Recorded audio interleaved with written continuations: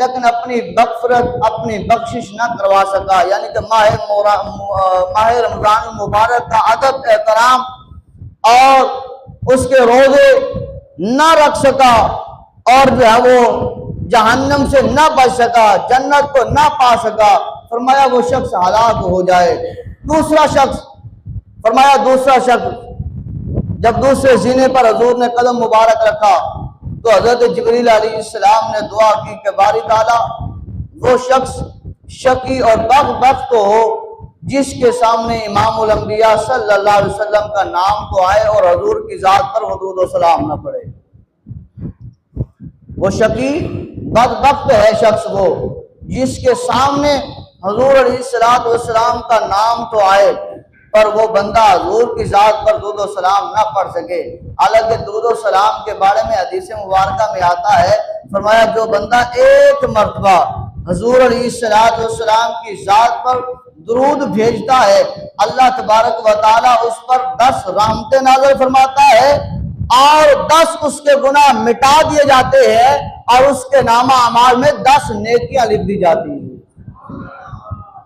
اور دوسرے حدیث مبارکہ میں آتا ہے کہ جو بندہ ایک مرتبہ حضور علیہ السلام کی ذات پر سلام پڑھتا ہے، سلام بھیجتا ہے، اللہ تبارک و تعالیٰ اس بندے پر 10 مرتبہ سلامتی نازل فرماتا ہے۔ تو دوسرا کون سا شخص؟ فرمایا وہ شقی بدبخت ہے جس کے سامنے حضور کا نام نامی آئے اور پر حضور کی ذات پر وہ سلام نہ پڑھے۔ اب تیسرا سنیے گا، حضور علیہ السلام نے سیڑھی کے تیسری سیڑھی پر اس منبر کے تیسرے سینے پر جب حضور نے قدم مبارک رکھا تو آمین جو فرمائی۔ حضور فرماتے ہیں جبریل نے اللہ کی پاک بارگاہ میں دعا کی کہ باری تعالیٰ